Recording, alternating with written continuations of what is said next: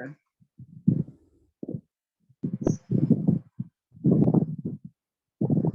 All right, wonderful.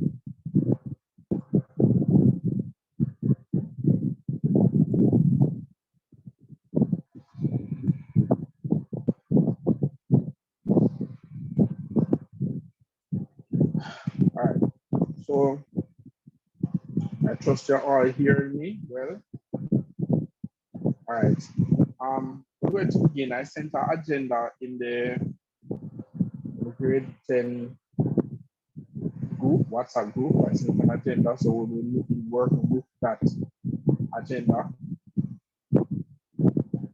So at this time, I'm going to ask Mr. Hansen, that's our vice principal, to just come in and just say a quick welcome and a prayer for us, that we can begin in the presence of God. Mr. Hansen, you're there.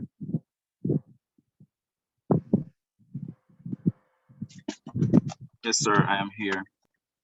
Good afternoon, everyone. Trust that you're hearing me clearly.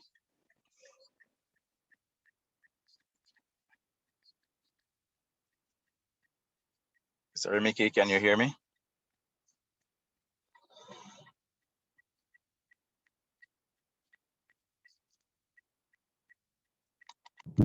Yes, sir. Bye. Beautiful. All right, I want to take this opportunity. Good afternoon again, everyone. I want to take this opportunity to welcome you to our grade 10 going into 11 transition meeting regarding examinations. You know, we have always seen the importance of ensuring that you have all the information you need so that you can be prepared for the examination period for which you have been preparing since you started high school. I want to let you know that at this time you don't have a lot of time, because the moment September starts, we're looking at you making payments for your exams. And so it's the reason why we are having this meeting at this time. And so I'd like to say huge thank you to Mr. Remeke for, you know, putting all the information, putting things in place so that you parents can be informed and students alike can be informed as to what the requirements are going into the 2021-2022 academic year. I trust that you will inform those who are not here that they need to join. They may be in your class and you're not seeing them. They may live on your street and you're not seeing them. Inform them so that they can come and also be a part of this meeting to get first-hand information so that they too can be properly informed going into the exam period. At this time, I'm going to invite you to bow your heads as we pray. Father, we thank you for life. We thank you for your goodness, your grace, your love, and your mercies towards us. That while we were yet sinners, you sent your Son, Jesus Christ, to die on Calvary's cross for our sins. This afternoon, we come, Lord, to disseminate information regarding examinations for our grade 10 students who are going into their final year of high school. Pray that you will allow everything to be done, oh God, in your name's honor and glory. We ask that you will stabilize the internet. We pray, oh God, that you will touch our devices so that we'll be able to have this meeting, and Father, without any disruption or disturbances.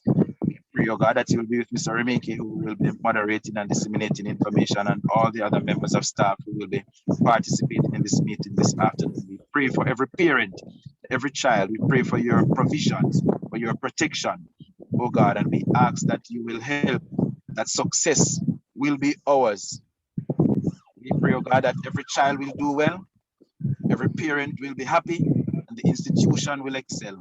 Bless us and keep us, oh God, as we go through this meeting, for we ask it all in Jesus' mighty name. Amen.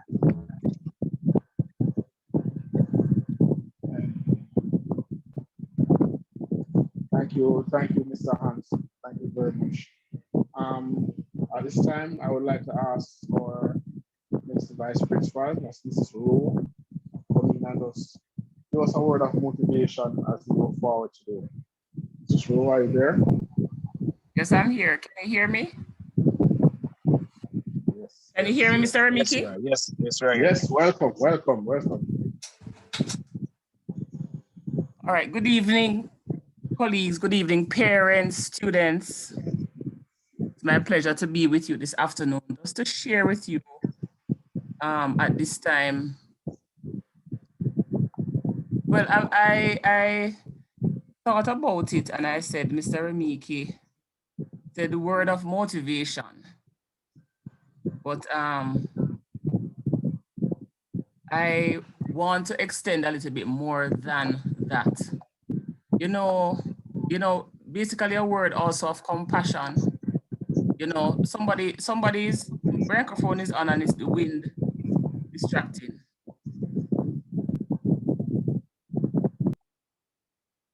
Yes, that's better.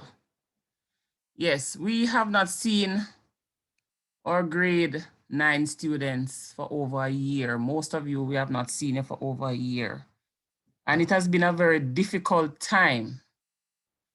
And I know that for the parents and the students who are listening, you may feel very discouraged because you would have felt that you are at a disadvantage in the sense that you have missed out on so much.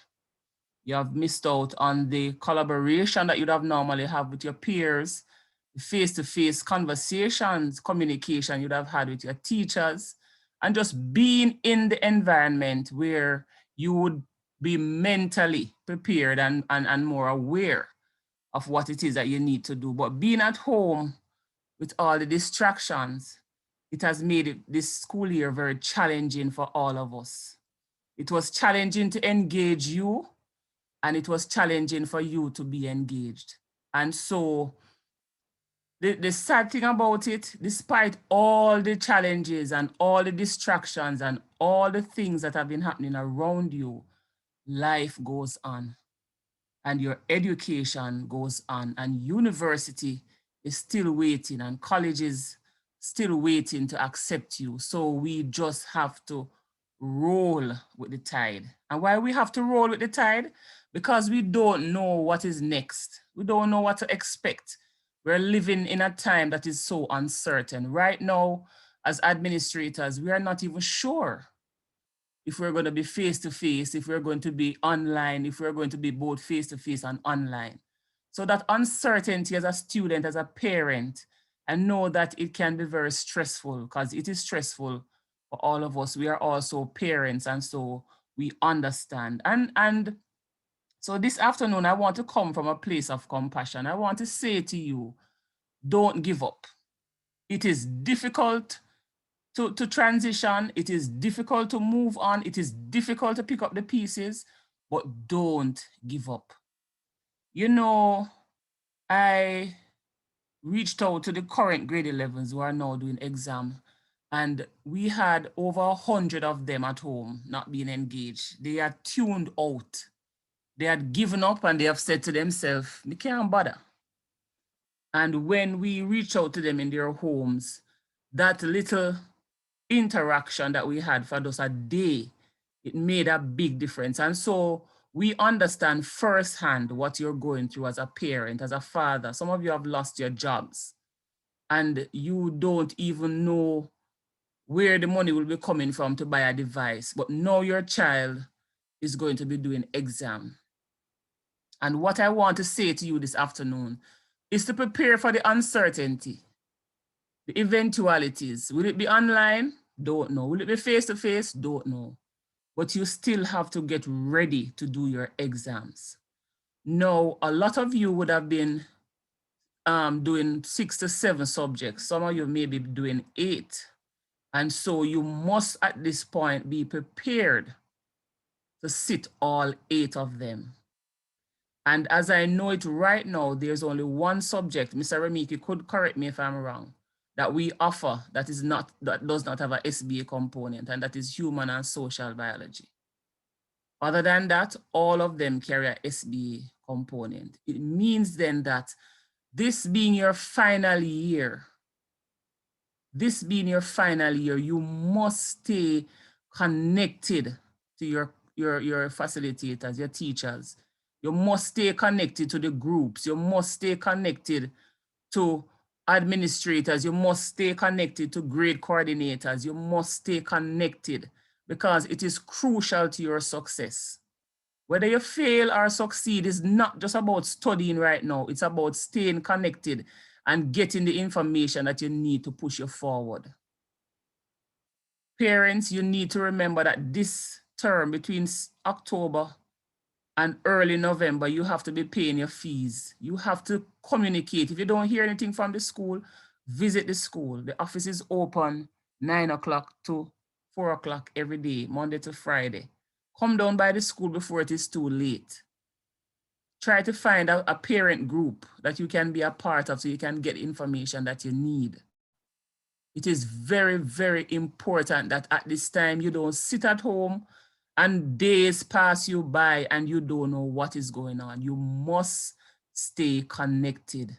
The school is open, come to the school if everything else fails. Now, just 2 minutes for the students. I know at this time that you have been out of school and you feel as though you don't even remember anything that you have learned. Some of you may not have even learned anything. You were not engaged. Some of your parents, the child may not have been online. And so they would have missed 1 year of content. How are we going to catch up? I can tell you this, that we are willing as a school family, as a school community to ensure that your child gets back on par with what it is that they need to know. The good thing about it is that it is island-wide, it is worldwide. And so there are going to be plans put in place to facilitate all that has been happening. CXC would have to make adjustments, school administrators have to make adjustments, government have to make adjustments, the ministry has to make adjustments. And so your child will not be at a disadvantage. So I don't want anybody to tune out and say, I'm not going to pay for an exam, I'm not going to sit any exam because my child missed 1 year of school. I can assure you that as long as you keep connected to school, that your child will get whatever the child needs. So right now, all we're asking for you is partnership. We're asking you for your input. Provide the device for the child or send the child to school if we're opening back face-to-face, and ensure that you stay connected to Mr. Remiki, who is the exam coordinator, the vice principals, myself and Mr. Hanson, the principal, the grade coordinators, teachers. Make sure you keep in contact with them because the environment is so uncertain and we're not sure. So we want to ensure that nobody is left behind. No, if you are having difficulties, you're having challenges with sending your child to school, providing a device for your child, the guidance counselors are there, the coordinators are there. You have to reach out to them and let them know that you are having a challenge, because I don't want you to sit at home and say, well, I don't have any money, I don't have any device, and so my child not going to bother to sit in the exam. We don't want that. We don't want the child to be at a disadvantage. So we're asking you, come and tell us, come and communicate with us. Let us know what's happening with you, what's happening with your child. How can we support you? We have created in this pandemic a supportive environment, all hands on board to get your child to where your child needs to go. And students, I know right now you may say to yourself, unless school open back face-to-face, I'm not coming back. But I want you to understand that if you don't do what you have to do, know that it is your final year, you may find yourself in trouble. It's going to set you back. Because next year you could be going to college and you may not be able, nobody will be able to facilitate you as we are prepared to do right now. So don't waste this year. Make sure that you do what you're supposed to do and stay connected. Come down to the school. Do not rely on your friends. Do not rely on hearsay. Come and hear it for yourself. Somebody is always there to give you the information that you need, and make sure you do it early. September is very important that all persons visit the school. August, September, make sure that you are there constantly or calling the school to ensure that you know what is going on so you are not left behind or your child is not left behind. So I don't think I can stress it anymore how important it is for us all to work together to get your child to where they need to go so that they can go out into the world of work and matriculate to the different universities and colleges so that they can advance in the careers that they want. So I wish you all the best for this academic year. I know that there might not be some persons on this platform, So colleagues, parents, students, pass information, whatever information you get from today's session, pass it on to your friends, pass it on to your neighbors, so that everybody, we want to reach as much persons as we can. Right now, the lowest numbers of students engaged online are grade 10 students. The grade 10 students, and one of the disadvantage is that while you were in grade 9, you did not get a chance. Some of you don't know the classes that you're in. And because you made a different transition from the regular 7 to 9 program and you became senior students online, some of you have not been engaged because you don't even know what classes you were assigned. Some of you did not even fill out the forms, the Google form online to choose your subjects. And so it is very important now. You have one more year left to get engaged in the process and to get to reach your goal. Whatever goals you had in mind to reach, you have the year to settle down and do what you have to do. So I'm encouraging you, talk to us, let us know. It doesn't matter how simple it may be, reach out to us and we will be able to help you. I'm going to give you the school number because some of you may be calling the school and not getting through. The phone lines are down. So I'm going to give you a number to call so that you can get in touch with us via phone if you're not able to visit the school. Registration will start soon and you will get that in your different groups. So make sure before you leave here today that you are part of a group, the parent group, the student group, the class, the form class group, some group, right? So that you are able to keep in touch with us. All right, so I'm gonna type the number in the chat as well as I'm going to say it out verbally.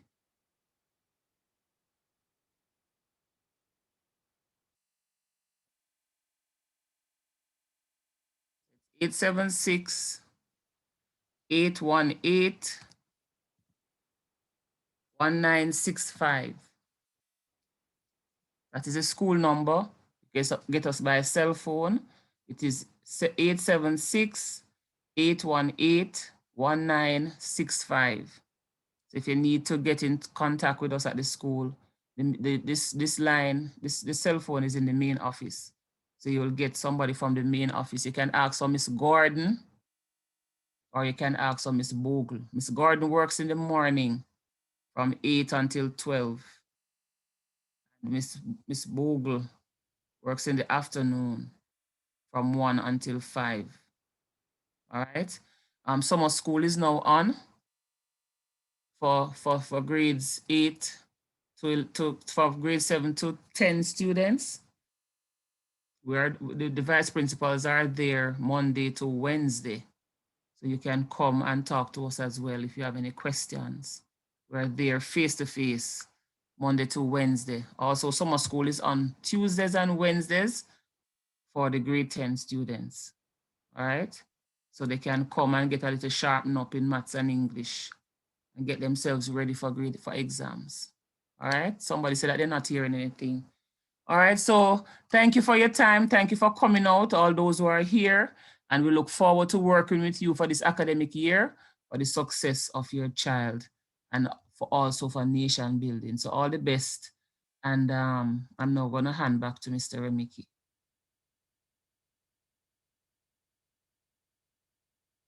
Mr. Remiki. Thank you, Mrs. Rowe. Very, very informative there, very informative. Mrs. Rowe, before you go, just confirm for me on the screen, are you seeing a presentation with a circle spinning? I'm seeing Inwood High School spinning, yes. And then you just change to another slide? Yes, Inwood High. Just confirm. Welcome to Inwood High, yes. Okay, just confirm that is it. All right, thank you very much, Mrs. Rowe. I just want to echo what Mrs. Rowe was saying a while ago, because we do have a host of persons in the school that are specifically assigned to helping you. Especially we have grade 10 coordinators, we have grade 10 form teachers, we have the vice principal, the principal, guidance counselor, dean of discipline, exam coordinators, not to mention the subject teachers. There are a host of persons that are here to help. So if you find that you don't know what is happening, reach out to somebody, no, please. And if you don't have a number, you can come down to the school. Somebody will help you. All right. So blessings again. My name is Mr. Remiki. In case you're just joining, I am the exam coordinator, and we are here today to discuss exam matters. All right, because we have to ensure that we are prepared. We know that we have been going through a rough time for the past couple years, and you are the set of students, this set of students that since you have gotten to senior school, you have never had a life class with your teachers. So many don't even know what the teachers are looking like. So it's going to be particularly, that was a challenging, but it's going to be a different experience for you for this exam year. I want to first to congratulate you because you have made it this far. Along the way, many have disappeared, many have lost their way, many have fallen out of the system altogether. But whatever the case is, whatever the situation is, God has spared you, God has strengthened you, and you are still here with us in the fight, in the struggle, and you have not given up. And that in itself is a great thing. So I just want to thank you very much for coming here and for being a part of this. And I hope that by the end of this, you will feel motivated. You will feel as if, yes, you're ready for September, you're ready for the challenges ahead, and you'll be prepared for the challenges ahead. All right, so let's begin. All right, so for grade 11, going into grade 11 this year, all our grade 11 students will be given the opportunity to do 3 separate sets of examination parts that you're seeing before you here. Right? You have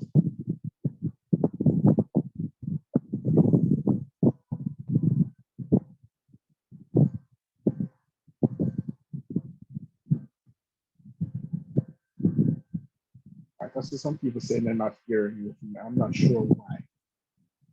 I am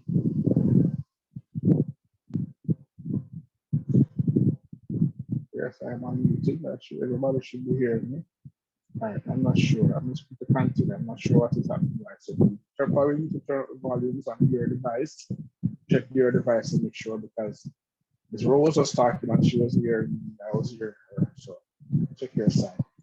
All right, so we're going to do the students will be given opportunity to do 3 separate examination bodies. All right, most schools at least only offer 2. So just one of the few schools that give the students opportunity to do up to 3 separate types of exams.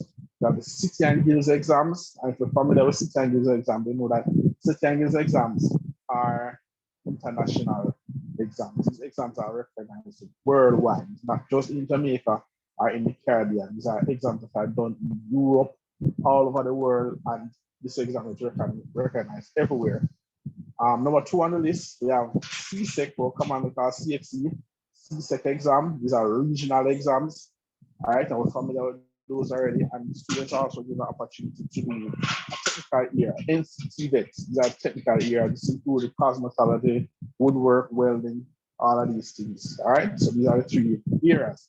So I just want to touch a little bit on each area and some of the prices or the costs that are associated with each one. All right.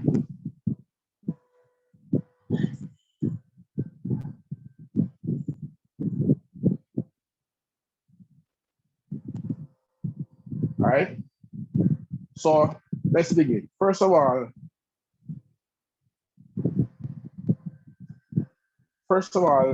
we know there are students for all of these exams. You must be coming out at grade 10 to be recommended for these exams. All right. So you're coming out at grade 10, going into grade 11. All right.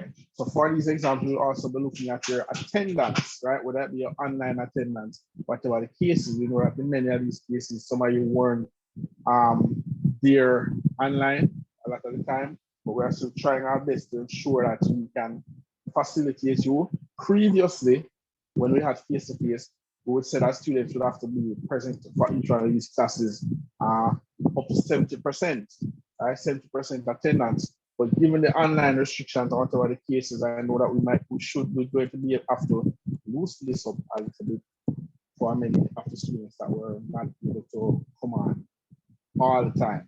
All right. And also, one of the things that we look at when we're doing the recommendation process is their attitude towards the subject. You understand? So if it's a case that your grades that you achieved over the years, over the year, grade 10 year. But we're looking at these grades if we're recognizing that the grades aren't 70s, 80s, 90s. So for example, some of your grades are 50s, but you show interest, you show genuine interest, and you try when it comes to your classwork, then we'll definitely be looking at you to say, yes, we want to recommend you. So we're not going to write you off and say, you know, this person's only getting 50s or below 50s, you're not going to work with them. Once you're showing the attitude, once you're showing the right type of attitude, once you're showing the interest towards the subject, then we will try our best to recommend you for these subjects as well. All right, so those are some of the things that we look at when we do the recommendation process. The grades for grade 10, we usually be looking at 50% or more. Your attendance to the class and your attitude towards the subject. All right.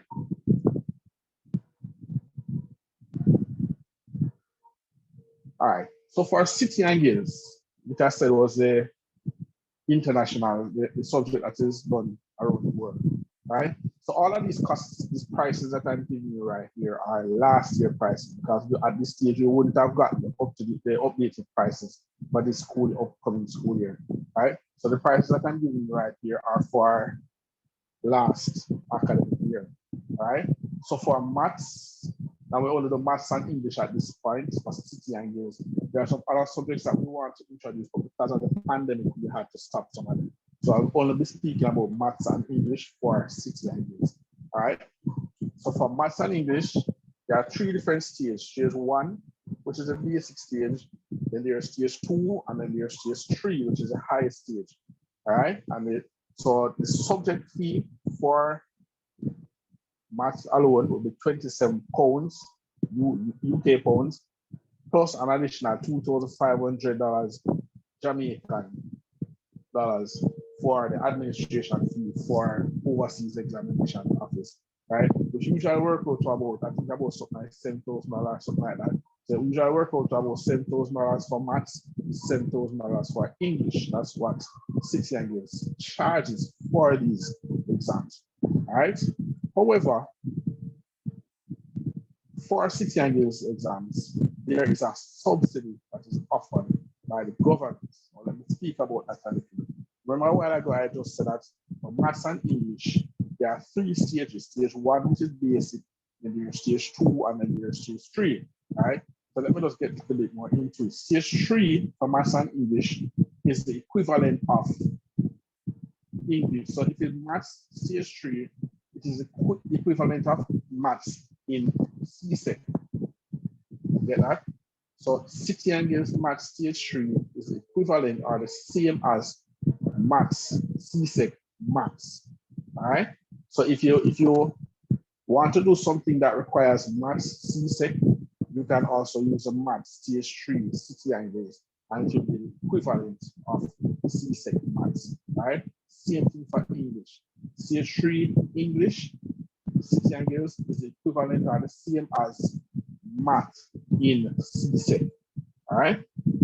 On that note, though, we can also recognize that if you choose to go to any university or any college in Jamaica, they will also accept maths or English stage 3 for the City and Guilds.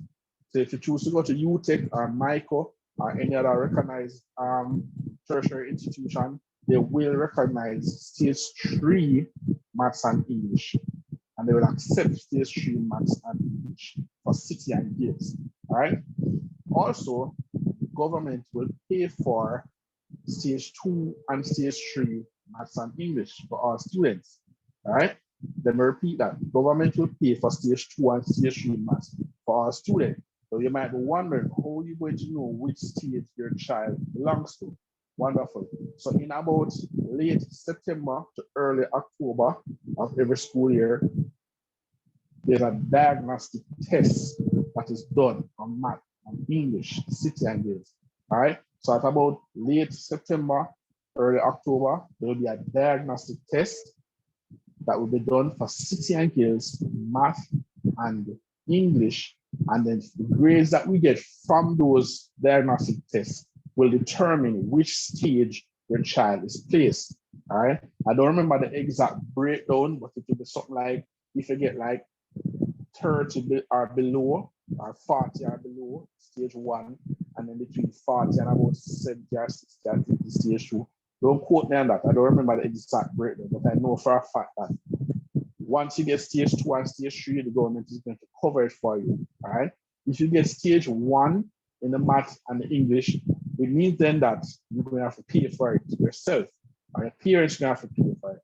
All right. So let me go back to this part right here. So if you're getting stage 1, but after you finish the diagnostic test, the maths or the English one, and you are placed in stage 1 because of the grades that you get, then you know that you're going to have to find the $7,000 to pay for the maths and the $7,000 plus to pay for the English out of pocket, right?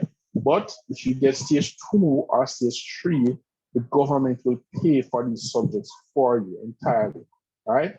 So naturally, your aim here is to ensure that you get recommended at stage 1 or stage 2 for the maths and the English for City and Guilds, right? And City and Guilds is offered to all students at the school, all grade 11 students at the school.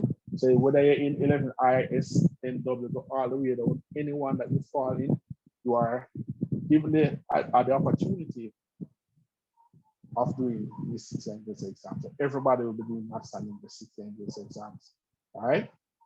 All right, moving on. So any questions that you have, I ask that you just write them down and hold them to reach at the end of the presentation, and then I will answer the questions here. All right, so just hold any questions that you might have. All right. So we said that City and Guilds stage 2 and stage 3 will be covered by the government. Stage 1, you will have to pay that out of pocket in October, early October to late September. The diagnostic tests will be done to determine which students going to stage 1, stage 2, or stage 3. All right. A CSEC now, CSEC subjects. So normally those generally called CXC, but it's actually CSEC subjects, right? These are the costs for last year, last academic year, right? To register to the subjects, you have to pay a one-time $4,870. And then for each subject that you do, you would pay an additional $3,880. All right. So, and then going down here, so you see that if you are doing a practical subjects like Spanish, clothing, foods, home management, theater, or physical education, you'll pay an additional practical fee to whatever subject is you are paying, right? So for example, maybe an example, if you're going to be doing, if you're doing maths, let's say you're doing theater arts. You're doing theater arts, you pay registration fee, you pay for the subject itself, and you pay for practical fee theater arts. If you're doing maths as well, you just pay for the subject because there's only a one-time fee for the registration and then there's no practical fee down here. So if you're doing English, you just pay for a subject again, and then there's no practical fee. And if you're doing something like clothing, you pay for the subject, you pay for the practical, right? And that is how you add it up, right? So you pay a one-time registration fee, you pay for each subject that you are doing, and you pay a practical fee if there's a practical fee, right? So over on the left, the right hand over here, so I did a calculation for you so that you could have an idea, all right? So I will did a calculation to show you how much you'd have to pay if you're doing 1 to 8 subjects, all right? Bear in mind, figures that are here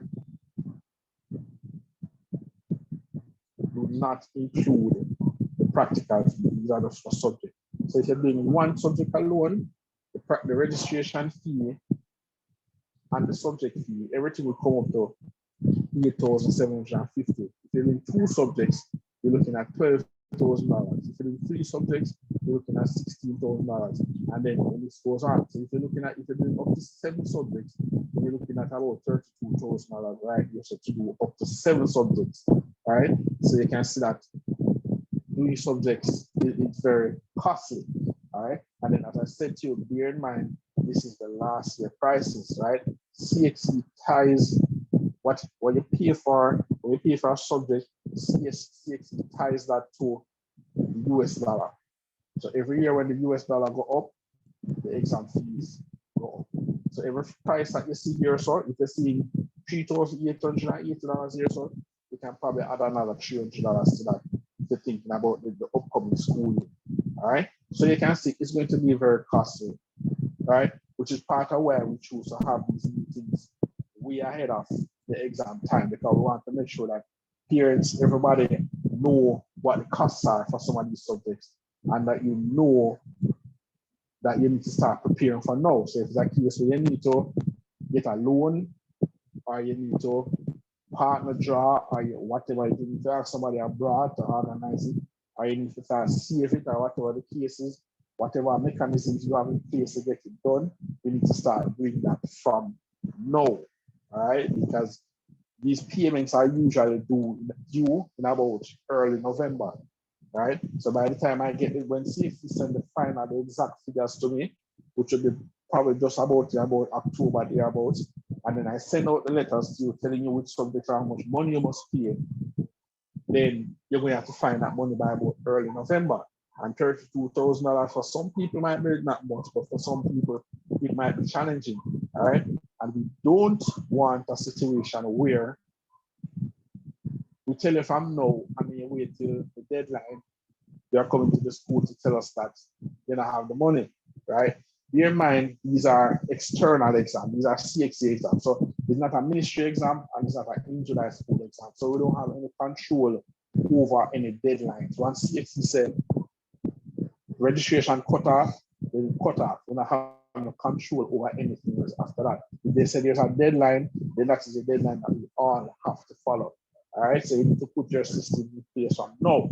If you are having any problem, or you foresee that there will be a problem going into next school year, then as Mrs. Rose said, reach out to the school, let somebody know what is happening. It might not be a case where we can tell you, say, yes, we can pay for the subjects for you, because the school don't really have that kind of money put out to pay for subjects for students. But what we might be able to do is tell you where you can get it done, or who can assist you, or whatever actions you need to take before the deadline approaches. All right. So just giving you a heads up that these are some of the costs. All right. So you will understand and know as you go forward. Now, just like City and Guilds, there is a subsidy for CSEC as well that the government offers, and they offer two different subsidies, meaning that we know that with subsidies are payment that the government will make for subjects for students, right? So there are two different subsidiary things. There's a government one, which is this one that we're going to look at right now, where the student must be recommended by the teacher. The student must not be over 18 years old, meaning that if at the time of registration the child is over 18, which is unlikely, but if the child is over 18, then they wouldn't be eligible for this.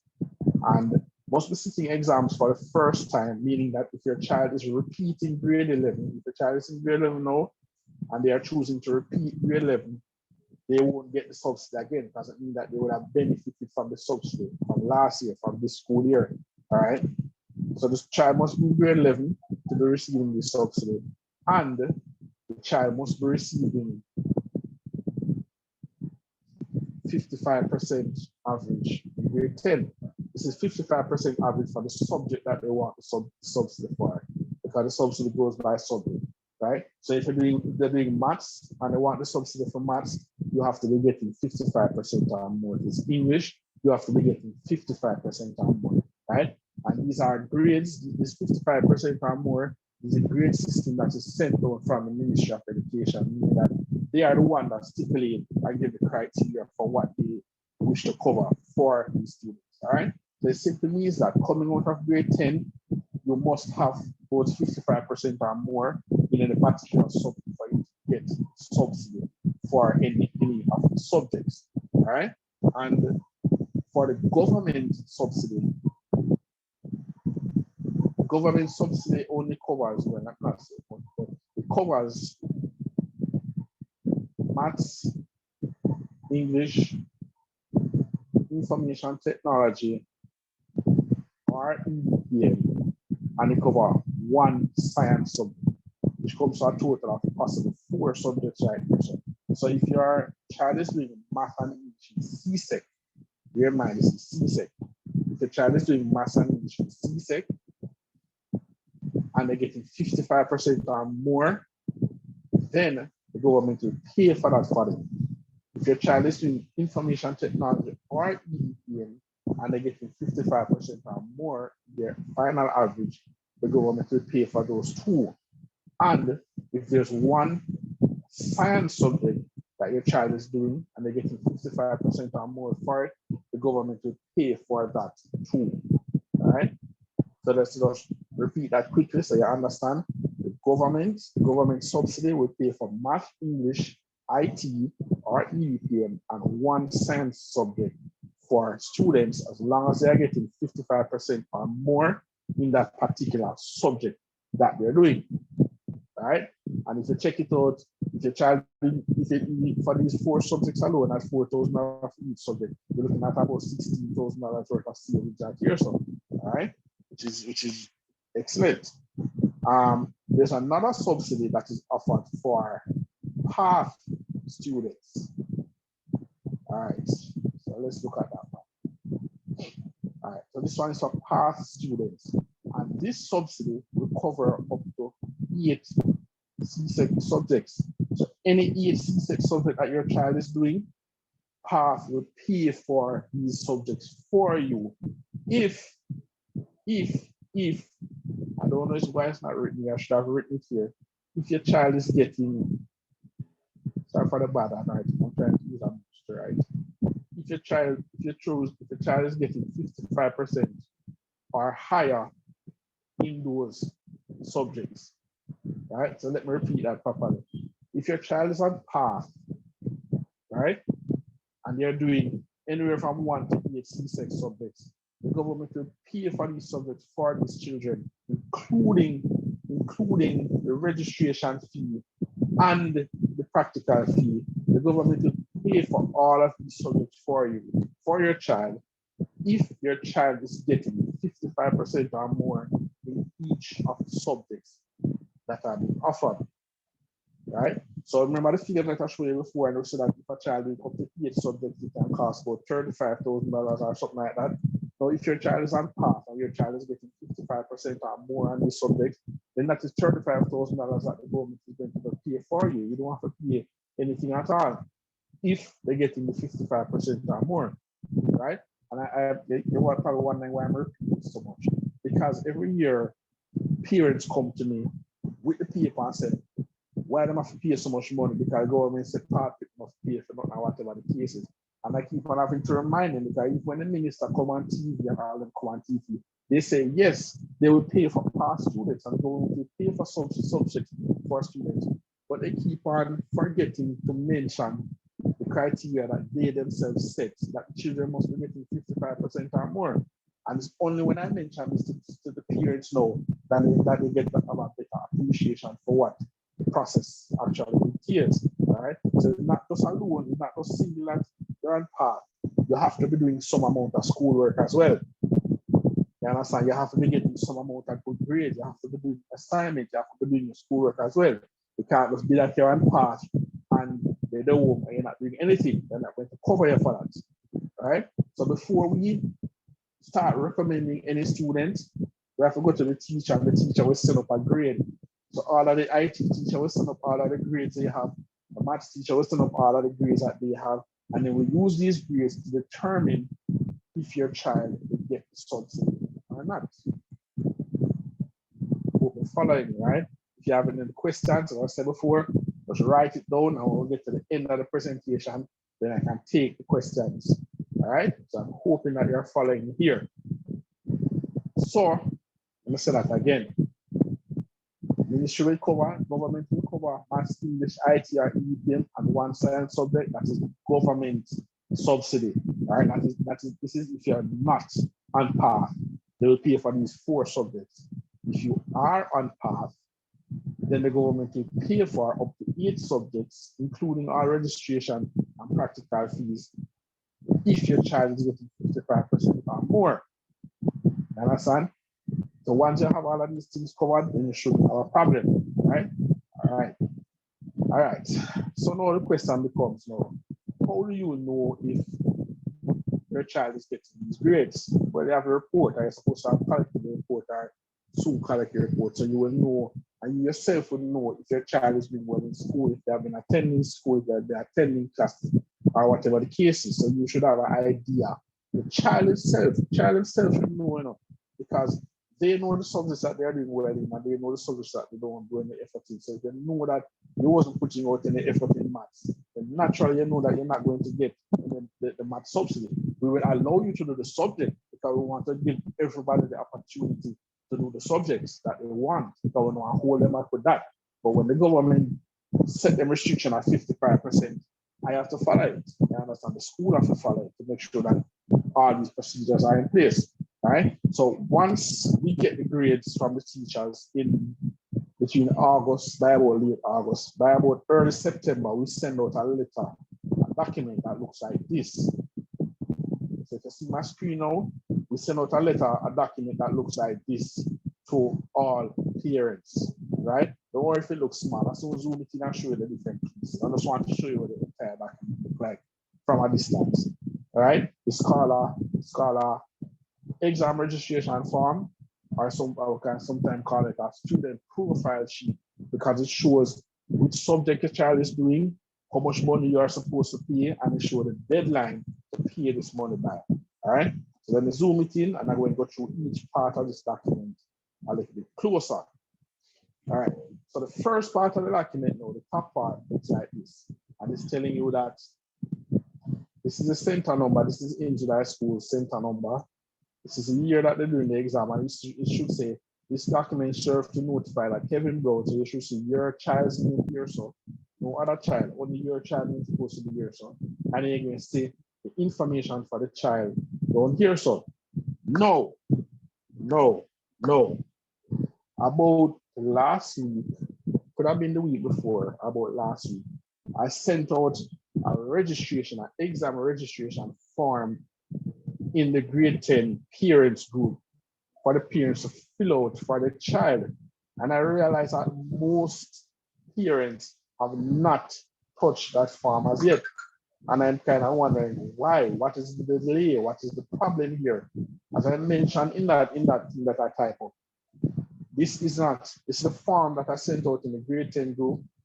It's not for school registration. It's not back to school registration. This is for exam purposes.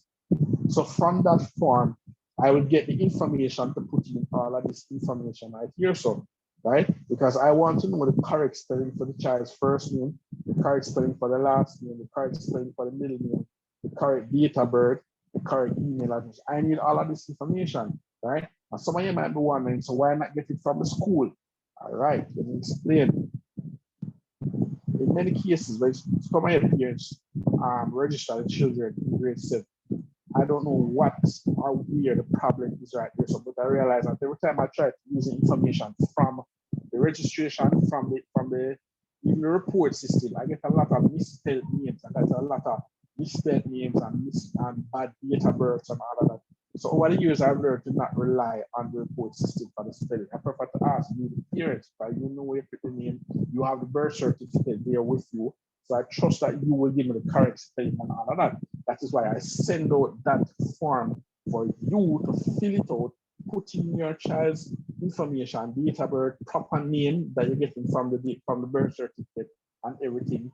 Send it to me. So when I send out this form, you will see everything spelled correctly. You won't see that the child born 2020 or something like that, or your child born 1850 or something bad date of birth like that. You will see the actual correct date of birth.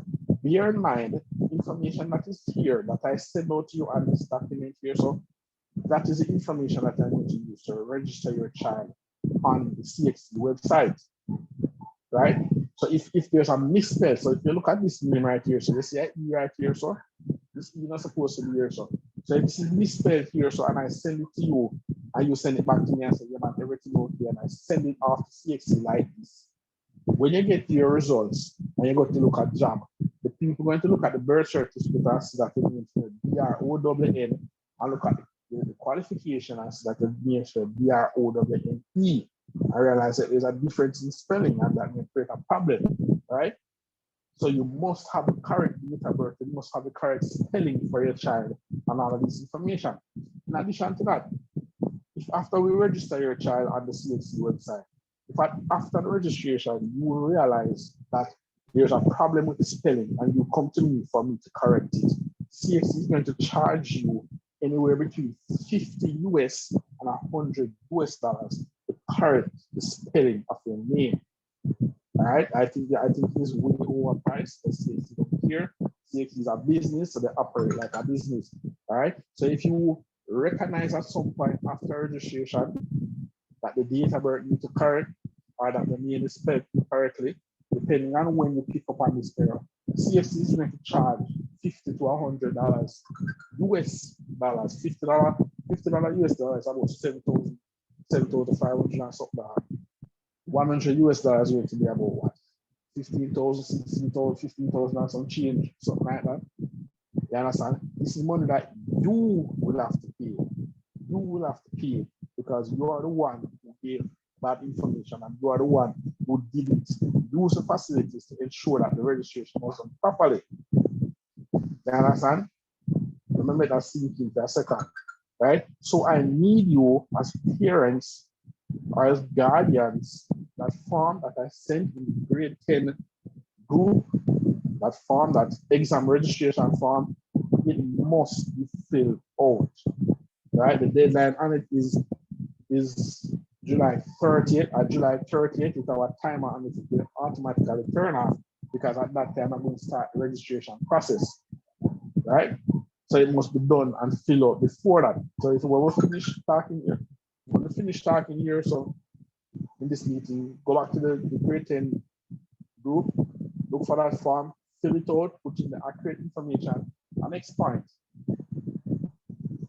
I recognize that some parents or some guardians have it that the child's name is spelled a particular way. You know, we've had situations where when the students spell the name a particular way, the mother spell the name one way and the father spell the name a different way. You understand? But the only legal way to spell the name is what is on the birth certificate. So I'm asking you, whatever spelling is on the birth certificate, that is what you're supposed to use to register the child, right? Don't give me the spelling where you feel like or where you think, otherwise it's going to be wrong. As I said, when you go to look at work or you try to choose to go to a school, what is on the birth certificate must match what is on the qualification, all right? If it is that you have had a deed done, that is a legal document. If you have gone to court and gotten a legal document for a change of name, then you must show me that change of name document to show that the name was changed and that whatever is the correct thing, and then I can put it on the document, all right? So, let's say that again, if there's any changes to be made after the registration, after we have gone through the effort, I will tell you to put in the information, whatever the case is, if after all of that, there's any change to be made, you, the parents, will have to stand the cost for that change, right? And that change can cost anywhere from $50 to $100 to $100 US dollars, right? And it's not the solicitor is not giving the school getting that, the CXC getting all of that money, all right? So that's pretty much wasting your money, you're giving away your money there. So for simple mistakes, so let's not allow that to happen. Ensure that you fill out the form. And when you get this printed document that you see here, so with the child's information, check it for yourself and make sure that the corrections are there. There's a part on this side here, so where you see write corrections here. So if there's any corrections to be made, write the correct spelling or whatever the correct whatever the correction is, write it here. So when I get what the document and I'm looking through it, I can pick up on the correct at the same time. All right. Do not WhatsApp me and tell me that it's spelled wrong, because that's when I'm looking through the papers, I'm not checking the WhatsApp same time. I'm checking through the papers to find the errors. So if I'm looking through the papers and I don't see any errors, I'm going to just forward that registration. So don't tell me, and don't call me and tell me say it's spelled wrong. I'm not going to remember. Don't send it on my WhatsApp because that's going to be our last message right here. So write it on the paper. When you write it on the paper, when I'm going through the checks, I will pick it up. All right. In addition to that, just as an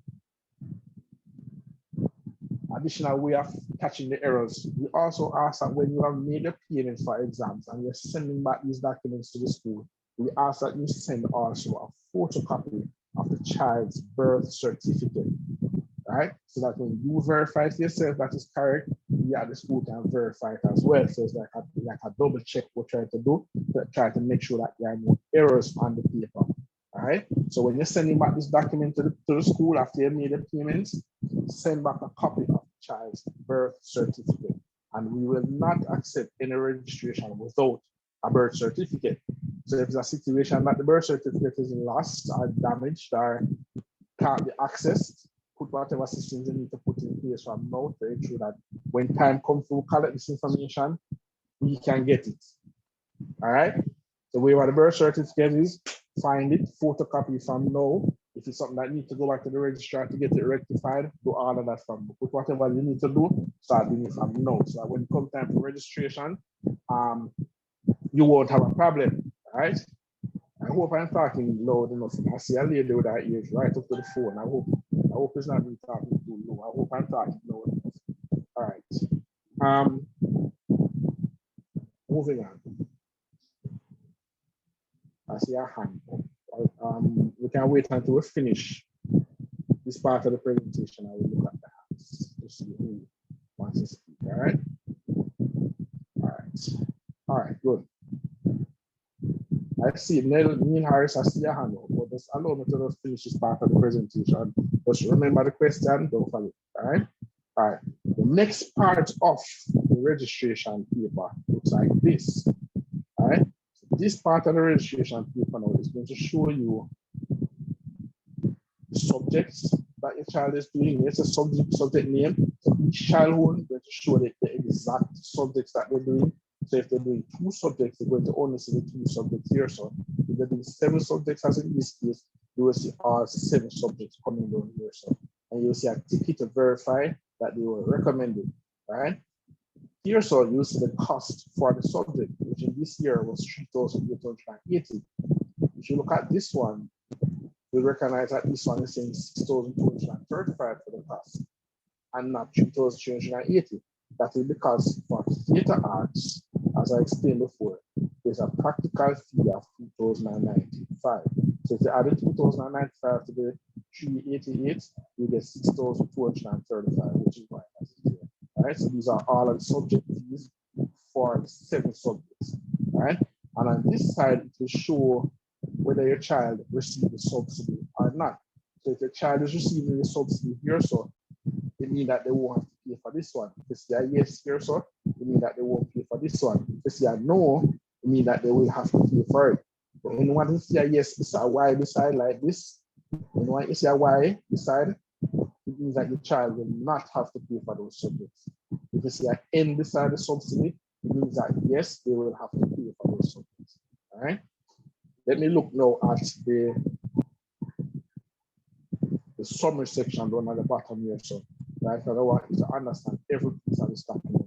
I'm going to show you the number of subjects, 7, because it's 7 subjects listed right here. So, the CSEC entry fee, which is a one-time payment, $4,870. That is the CSEC entry fee.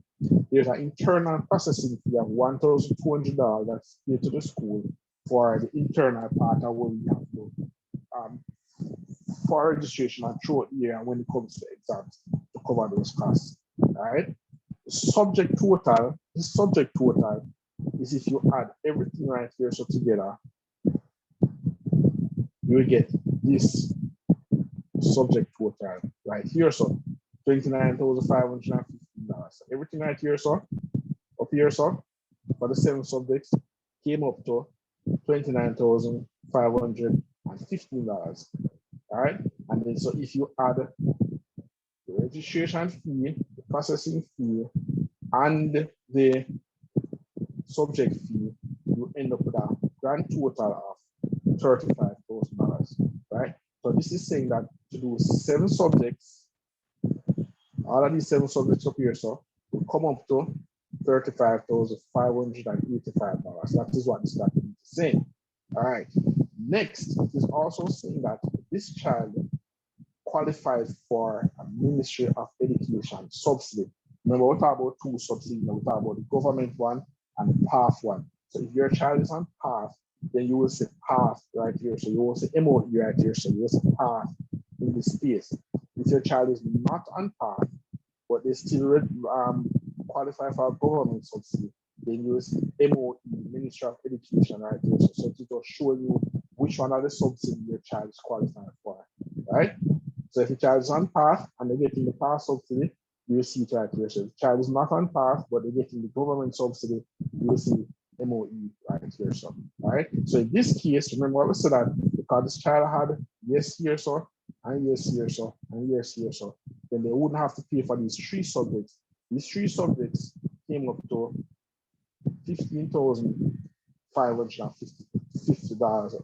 Sorry, $15,520. Right. So it means that the child won't have to pay this amount. So they would end up only paying $20,065 out of the full $35,585. You get what I'm saying? So everything comes up to $35,000 because the child is doing some subjects that qualify for the subsidy. The subsidy covered $15,000 out of that, and the total amount came up to now to be paid $20,065. So about this, all right, this 15,000 subject to other 15,000. Oh, right. I said that the child, if the child is doing maths, English, the child is doing maths, they get that subsidy. They're doing English, they get that subsidy. Information technology, they get that subsidy. And if they are doing 1 science subject, in this case, the child is doing 2 science subjects. All right, but I can only give the subsidy for 1. So I didn't want to put, I couldn't set the system to put yes here, so, and yes here, so, as people might get confused and think that it's 2 yeses, right? So it remains no, but the system still counts it as 1 subsidy for 1 of the science subjects, right? So out of the 2, it counts it as 1 subject. So it's 1, 2, 3, 4 subsidies that come up with 15,000, right? Yeah, that would be better. All right, so the subsidy for this one, so it came up to this, right? So you see the savings that can come if your child is doing well, right? Let me give an next example. If this child here so was doing, if this child here so was on PATH, the child here so was on PATH,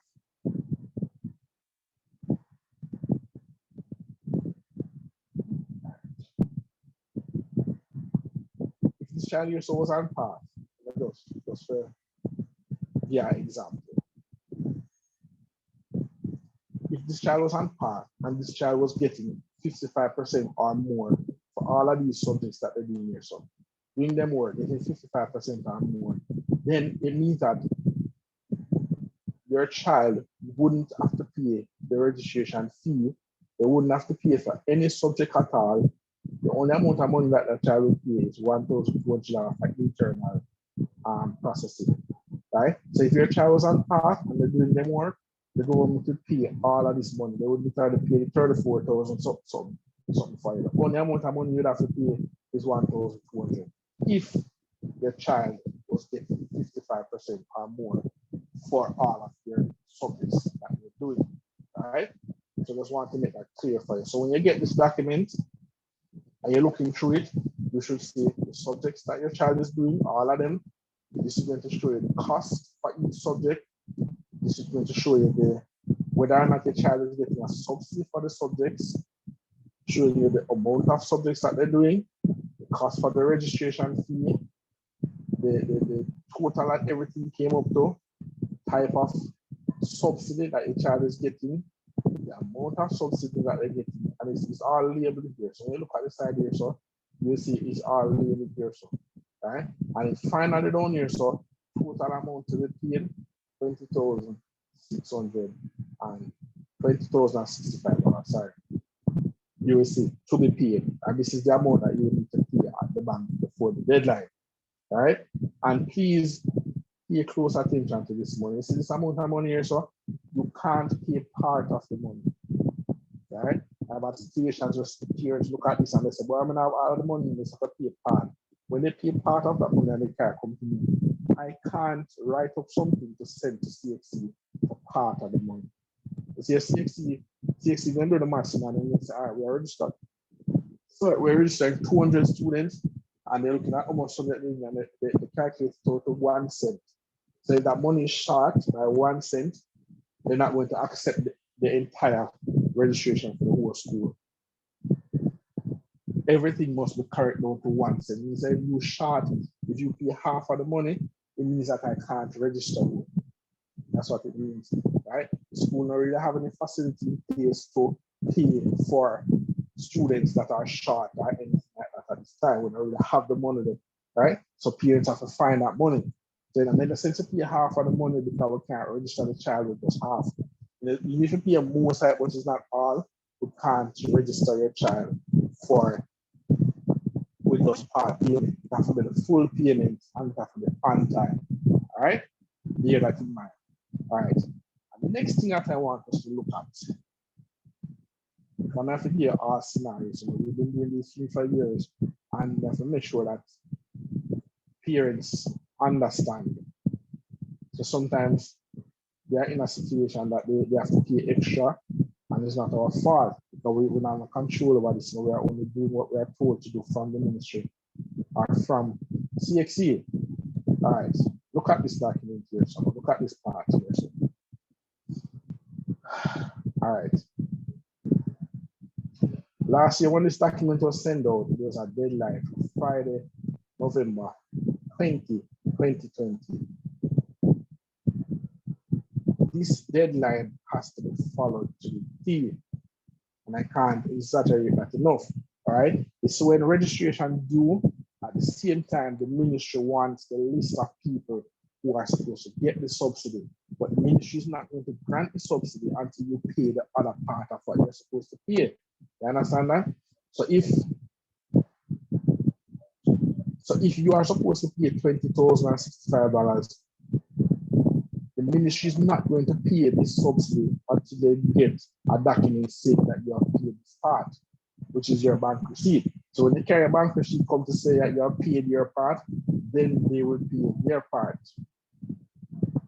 So they are not going to go ahead and pay this just because you're middle. You have to pay your part before they pay their part. Now, what's the problem with that? No. You see, if you carry the money late or after the deadline that is sent, it means that the subsidy would have already gone to the ministry. The ministry is going to only accept the subsidy one time for the year, one time. So it means that if you're late and you pay the money, but you pay it after the deadline, it means then that you are going to lose this subsidy, and this amount of money you're supposed to be paid not going to apply anymore. It means that you're going to have to pay the full amount of money. Let me say that again. If you pay your payment, if you make the payment but you pay it late, like after the deadline, after the school already sent off the information to the ministry for subsidy, if you pay it after that deadline and that list is already sent up to the ministry, it means that you will lose the subsidy that you're supposed to get. So it means that make no sense to pay this $20,000 again because you don't lose this $15,000. You're going to have to find the full $35,585 now to pay because you're late. In addition to that, remember telling that CXC is a business, so they take everything like a business, right? If you register late, so if after the November 20th deadline has passed and I finish the registration for the school, and then you come in a week or two later and say, sir, I'm late, and I just find the money or whatever the case is. CXC have a problem with that. CXC have a problem with you being that late, It means now that you will have to pay a late registration fee.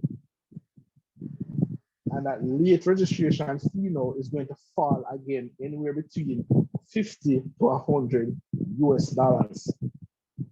So that means that in addition to losing the subsidy that you are getting here, in addition to having to pay the full $35,000 here, now you're going to have to find one additional US. Sorry for the bad writing, amount. You have to find an additional US $100 to pay. $100 is, what do you say, $15,000 on chain.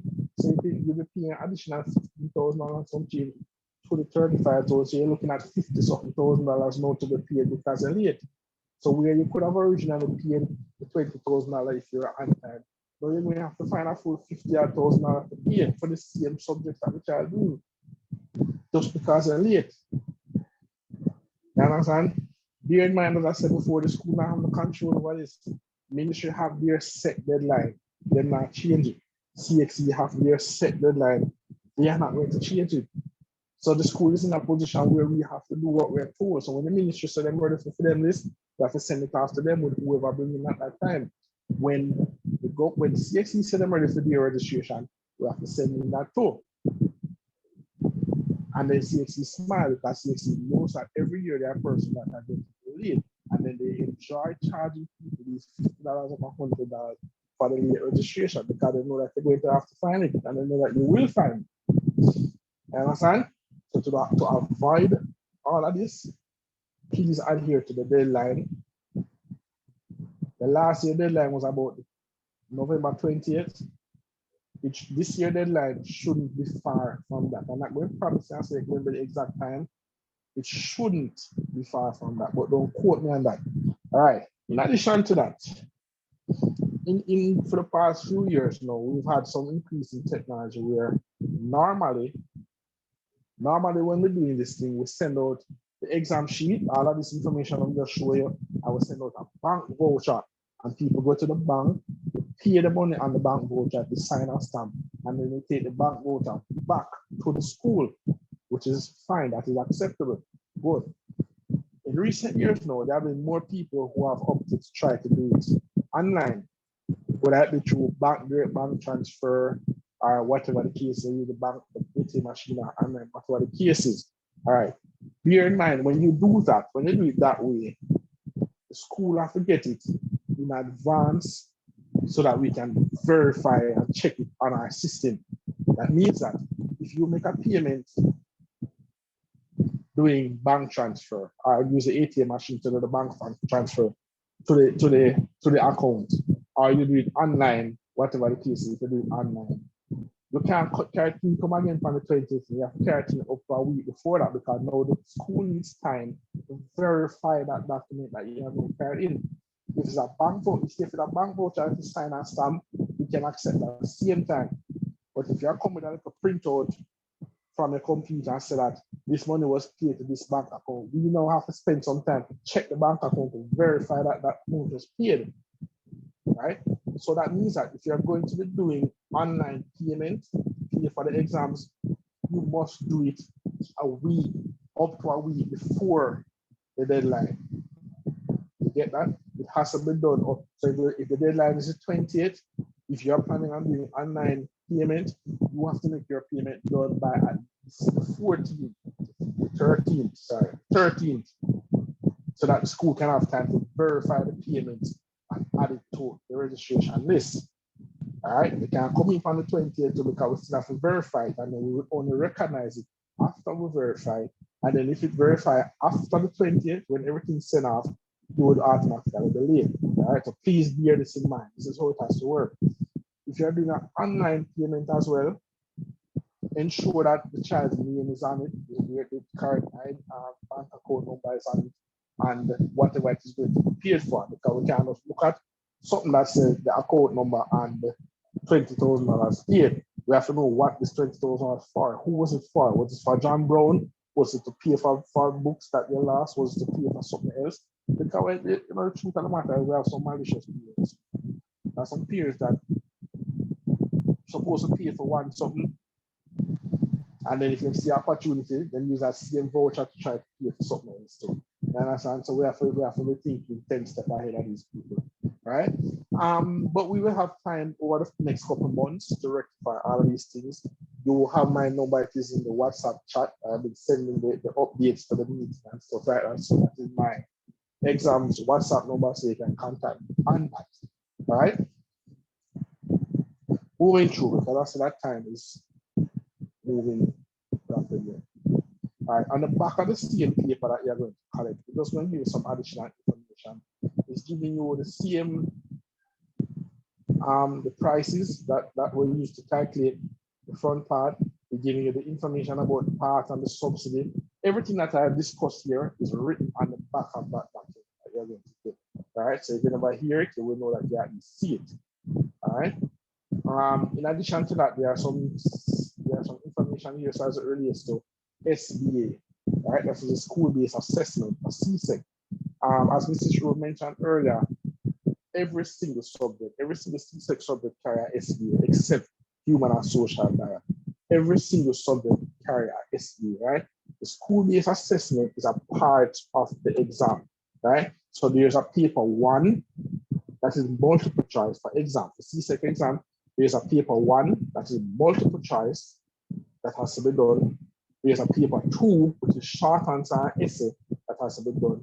And there's a paper 3, which is the SBA. So all 3 papers have to be done for each exam, right?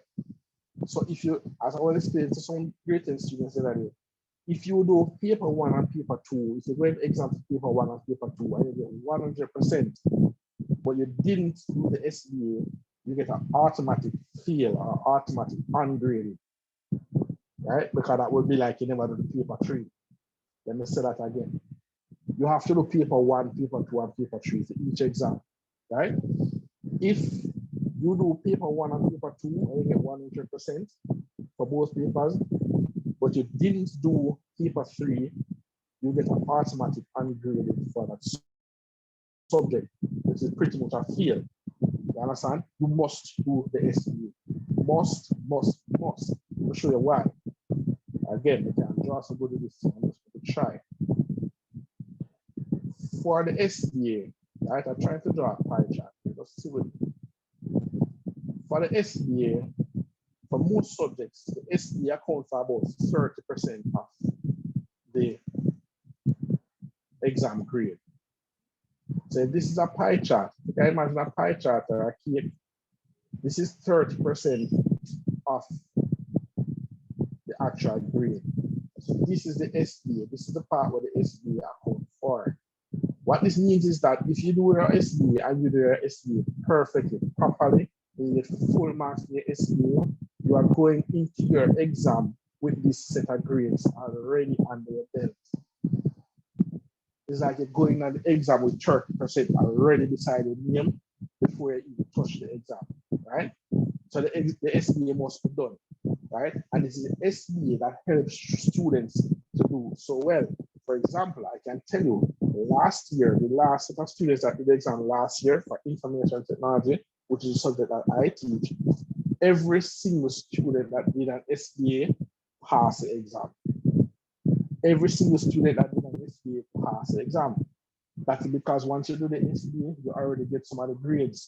So you're going into the exam with grades already, right? And at Israel School, we set a very high standard for our SBAs, right? So if we're marking it out of 100, we're not accepting 60s or 70s, right? If we say that you're getting 70, we're sending it back to you for you to correct and to send it back. And you see you still not get it back, we're sending it back and forth until you get it right, until you get the 90 or over percent for the SBA that you need to get. So we don't take this thing light. In addition to that, students that don't do SBAs, we are coming for you. Ms. Rowe was talking about it a little while ago, but I don't know if she explained it in its entirety, right?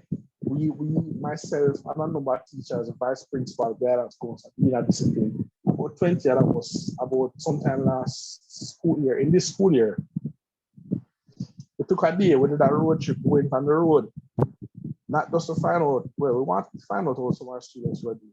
But the list that we had was a list of students who didn't do SBAs because we were coming after those students specifically, because every student has to do an SBA and we got everywhere, you name it. We went from Parsman, Homestead, all the way back to Wolaback. We were in every single community along the way looking for grade level students who did not SBA. And when we find them, they have to explain, and the parents have to explain. And then where the explanations are lacking, simple. You have to come to school, come to the SBA because you have to do the SBA. We take it that serious because we recognize the importance of it, right? So if at some time during this grade level, they see us knocking on the gate, you know that is what we come out. And if you feel like you can just hide away and don't do it, or hide in the cracks and crevices, you will not be forgotten. Once I press one click on my computer to show everybody who don't do a SBA, and we are coming for you, right? So nobody gets away from this. Very important. Hope you understand. All right. So the last part of this document explains everything about SBA. Some teachers have already started their SBAs, all right? For my IT students that I had that are in grade 10, I didn't teach them in grade 10. Another teacher had them, but I have them going to grade 11. So by this week coming, I'm going to be starting my IT SBA with the students. So if you see a child doing SBAs and working on the computer saying that you get IT SBA for those, because we started, because we need to make sure that we catch up on a lot of the time that is lost. All right. Let's step on it how the time is going. All right. On the back of the document, there's this signature part where parent and guardian supposed to sign signature, telephone number, and date. All right. This is saying that when you sign this is saying that you have read everything in the letter before, and you have read everything that needs to be read in the document before, and you accept it, and that you are signing to say that, yes, I have read everything, I accept it, I want to register my child. If you don't follow this with parents, don't follow this form when it's being returned, we can't accept it as registration because this is like a contract. This is saying that you have read everything, you see the dates, you recognize the importance of the SBA, and you agree to work with us to make sure that the work is done, and you're signing this contract to say, yes, you're working with us. If you send it come and it's not signed, I'm sending it back. Even if you make a payment on November 20th, and November 20th is the deadline, and you send it come on the 20th, and sending it back. And if you come back on the 21st, and you will late, it's not me, because I'm telling you, say, you have to sign. All right, recognize the importance of this thing, please. All right. So in summary now, so this is a document that you were just talking about, all right? So you will receive this document in about September, right? When you receive this document, you will receive a bank voucher, right? That should be taken to the bank to make the bank payment down to our case, all right? When everything is paid and you're supposed to submit it back to the school, listen to me, you must submit the exam sheet, you must submit a photocopy of the birth certificate, and you must submit the stamped bank voucher. All three items must be submitted together. If you send the bank voucher alone, I'm sending it back. If you send the exam paper with the bank voucher, I'm sending it back. I want the bank statement. I want the exam sheet.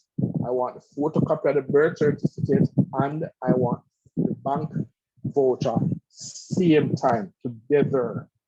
If you send it in pieces, we're sending them back in pieces. Everything must be submitted at the same time for it to be considered submitted.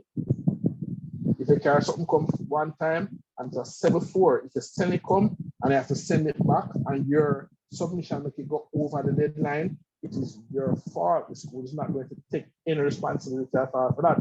You have to do it on time as specified. Good? All right, let's move ahead. Kind of finished now, but we're just going to wrap up. All right, yeah, we're wrap up here. So I want to look at one last thing before I wrap up. These are some problems that our students are facing, are currently facing, and have been facing.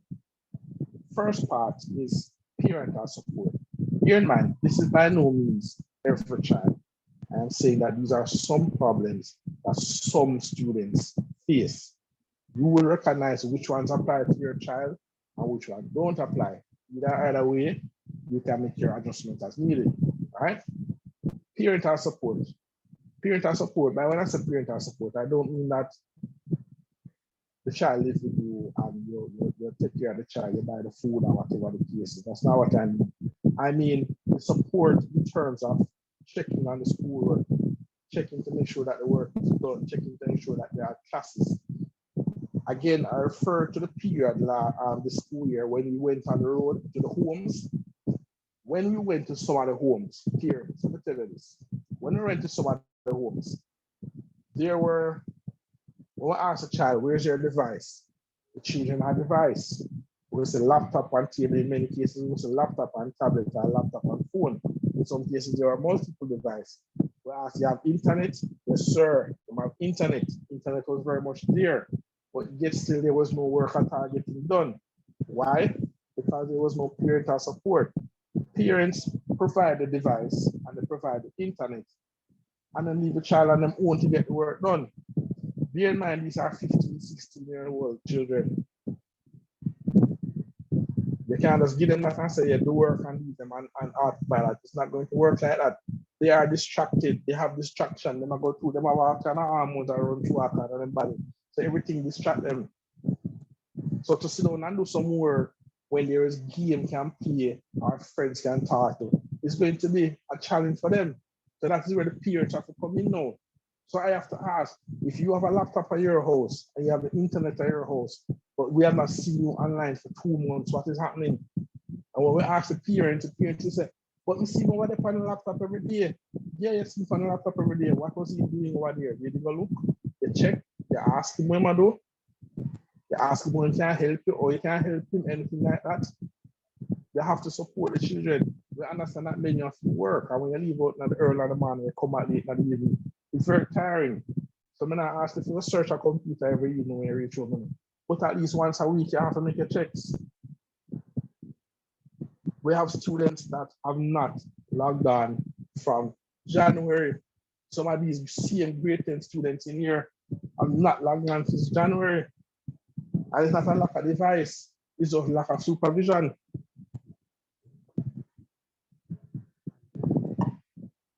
Sorry. So when we look at our system, because we can look at it from our side of the system, you know.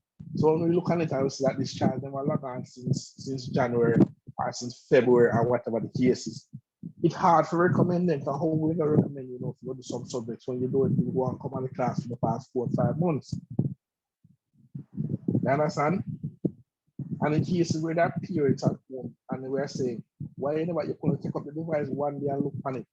Ask the children, log in for your classroom, let me see what you're doing. When you log in, you will see the assignments there in the parents. You can ask them, did you do this assignment? Yes, mommy, let me see it. Insist on seeing it. Don't take them word for it. You have to play a greater role in this thing. They say, well, fine, so you spend 50,000 for one laptop, 100,000 for one laptop, and you spend $8,000 every month to put on the internet. And it's going down the drain because the children not doing anything.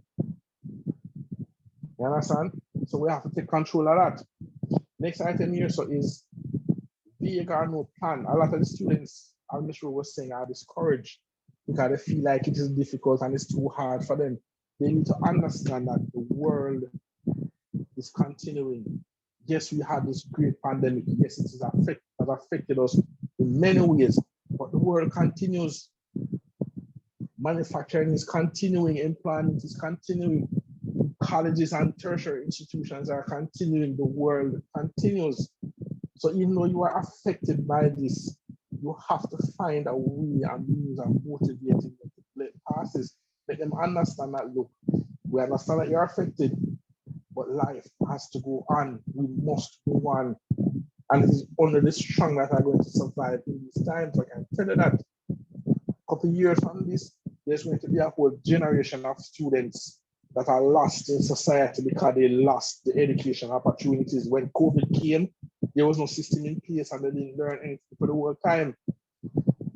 They're going to be out in the world with without any qualification, without any experience or any skills, and they're going to be lost in society. And we don't want that to be your child.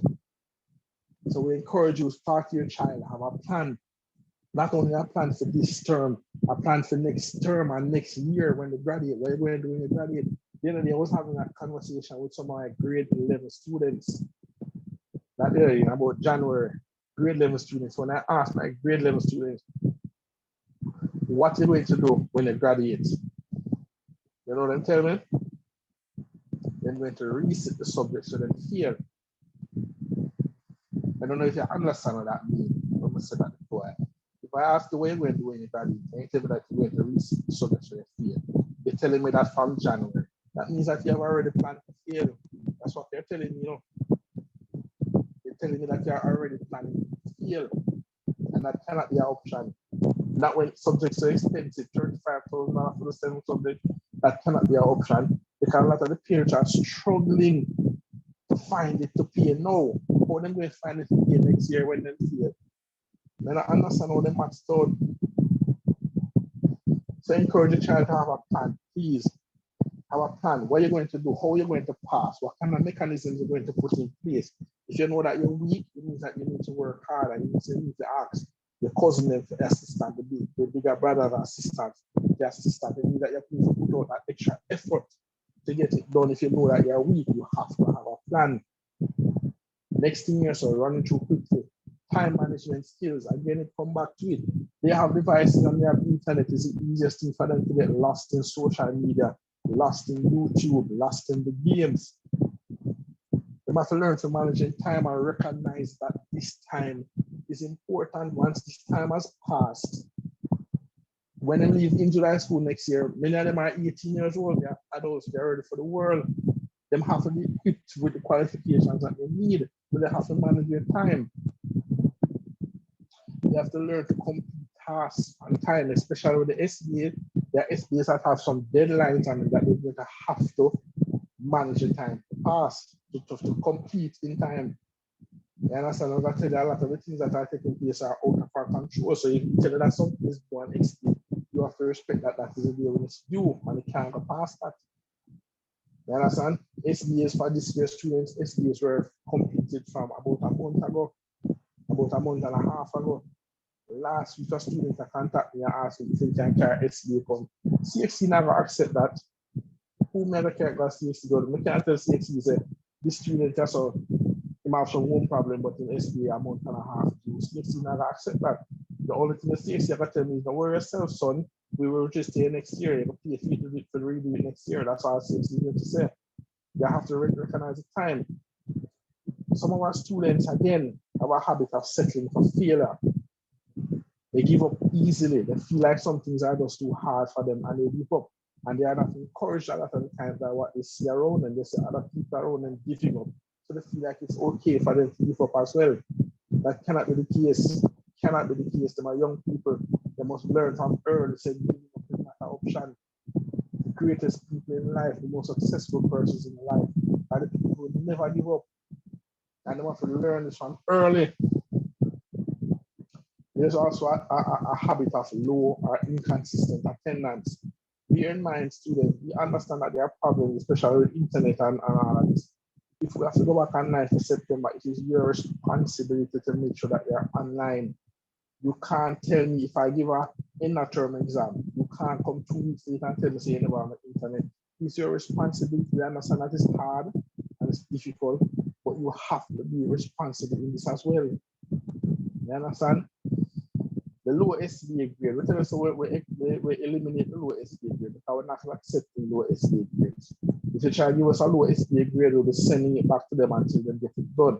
And where we're seeing that they are not getting it done, we're going to call in the parents, and the parents will have to come to the school to explain why it is not getting done. You understand? So this is something that we're not going to tolerate, so not going to waste time and discuss that. Failure to prepare for exams. Again, people have to put their time management skills in place and ensure that they are well prepared. At this point, we have up to 1 year to prepare for the upcoming exams. 1 year. We have up to 12 months to prepare for the upcoming exams. This is more than enough time So once it starts September, a matter of fact, from now, they know that it is all high gear. We're moving forward like a train moving forward, and it's non-stop until the end of exam next year. So to the two children, taught your children from now, help them to understand that this is a serious time. They are on a break now from school, from the learning, but it's not a break from school because they still have some of them get SDs already to start. They know some of them get SDs already to start. As I tell you, by next week, I'm giving out, by Monday coming, I'm giving out the IT SBA to start, so they have work to be done. All right. So parents, I hope that this was informative. As I said, you can hit me up on the WhatsApp links if you have any issue or any questions. At this time, I will entertain some questions. If you have any questions, you can unmute when I recognize you and we can discuss it.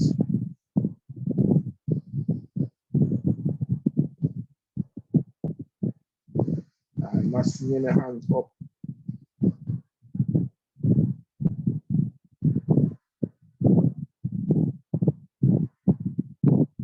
I'm not seeing any hands up. So nobody have any question?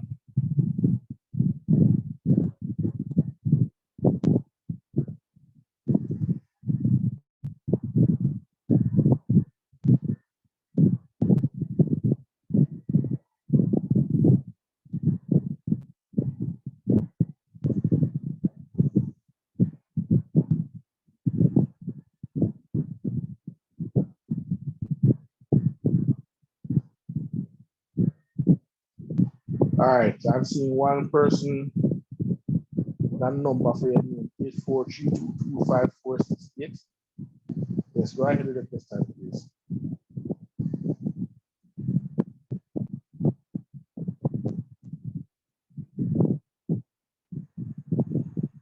You can unmute and go ahead with the question.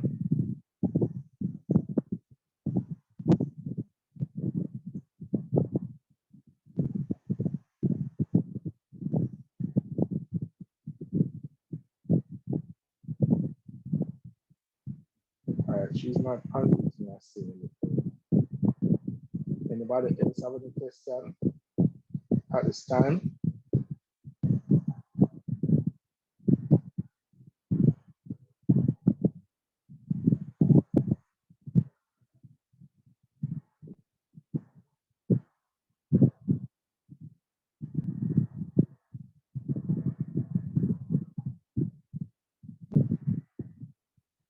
When is report day? I'm not sure. Probably. I don't know, Mrs. Rule, if you're actually here, can you answer that? When is report day? And it's answer.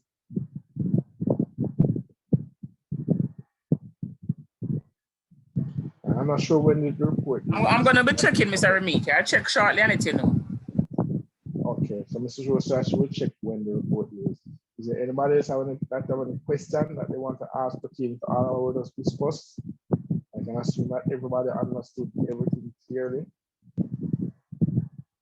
If you have a question, just unmute your mic and speak, or if you can't speak, you can type it in the chat.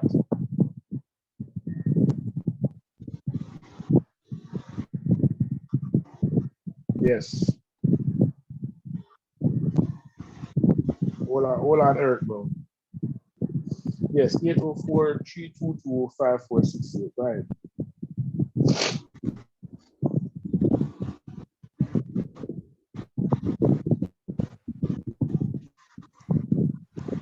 Reports will be published on the 29th of July. Okay, you hear that? So the report should be published on the 29th of July. And you can access it online. So it will be accessed online through the exam portal, through the report portal. All right, so Eric Brown, you have a hand up.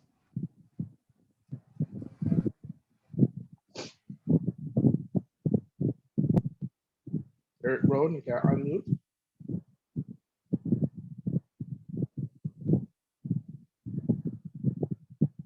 Hello, yes. Good afternoon, everyone. Greetings. Can you hear me? Yeah, man, go ahead, go ahead. Yes. All right. I heard about the meeting and I'm curious to know What me provide?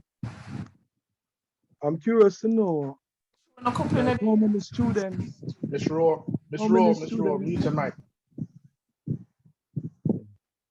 Continue, Mr.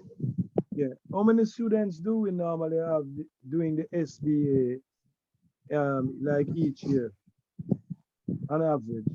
It's just a little rough estimate, even say last semester or last year.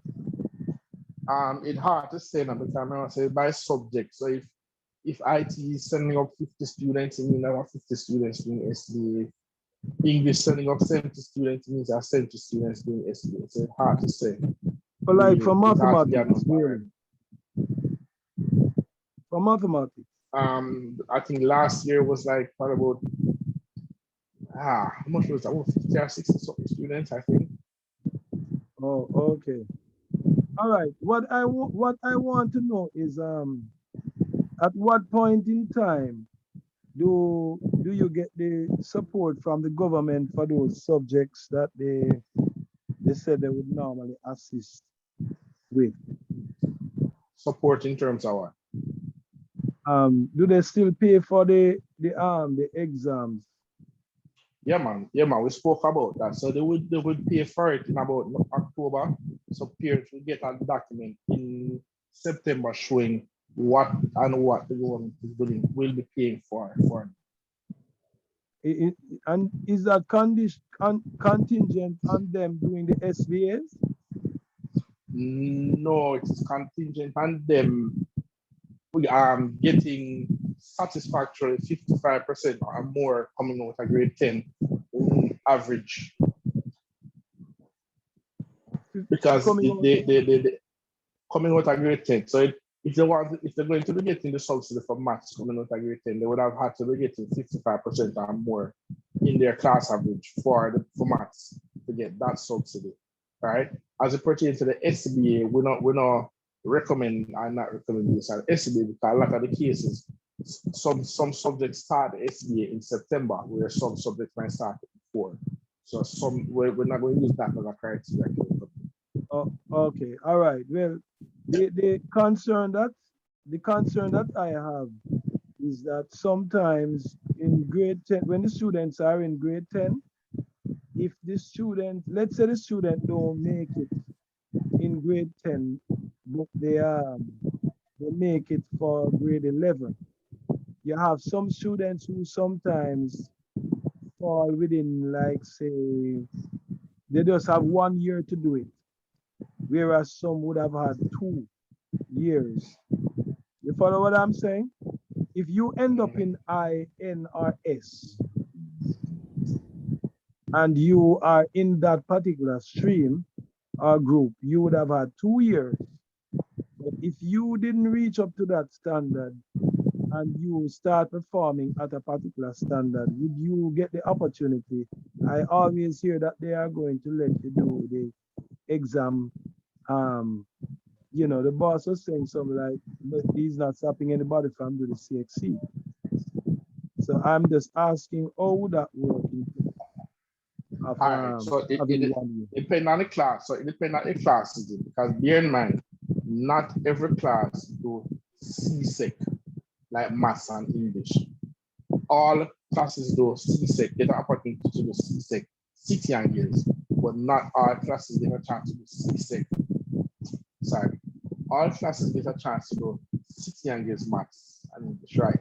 But not everyone get the opportunity to do CSEC maths and English. Only some classes do CSEC maths and English, right? So if the child is in a class that is doing CSEC maths and English, then everybody would have either started the SD at one time in grade 10, or everybody start at one time in grade 11. So it wouldn't be a case of some get to start and some don't start.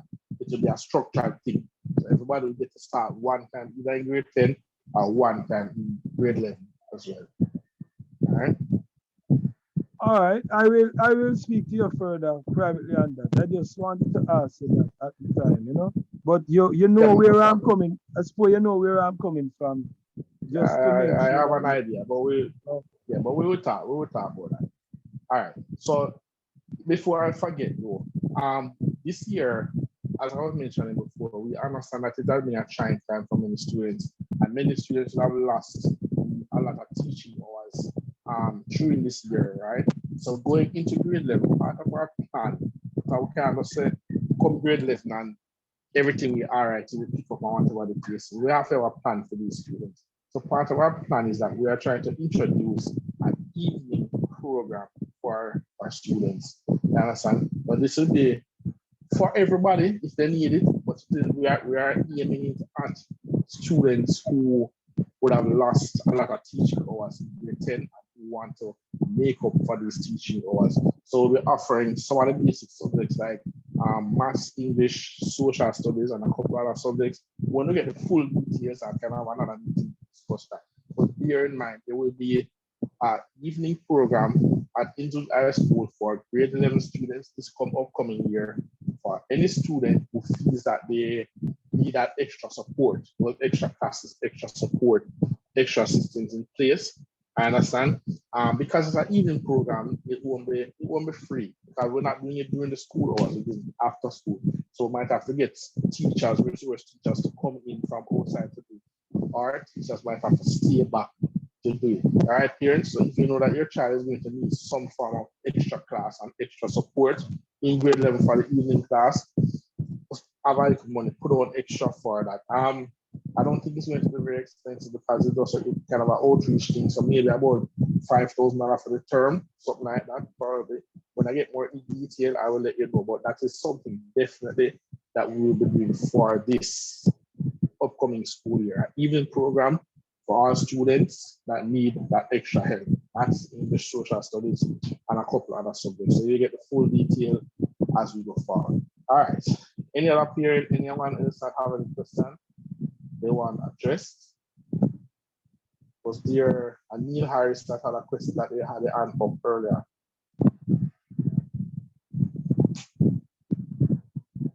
All right, so if there is no one else with any questions that they want to ask or anything that they want to put forward, then at this time, I will opt to close in the meeting at this time. As I'm satisfied that no one else has any other question. I hope this has been informative for you. I hope you have that information that you need to start preparing for the upcoming school year, and that you will be ready, prepared, geared, armed, and ready to do some serious work come September. As I said, my number is in the WhatsApp chat. You can communicate with me directly or in the chat if you need to at any point. All right. I thank you all for coming out and spending this time with us. Thank you very much and take care.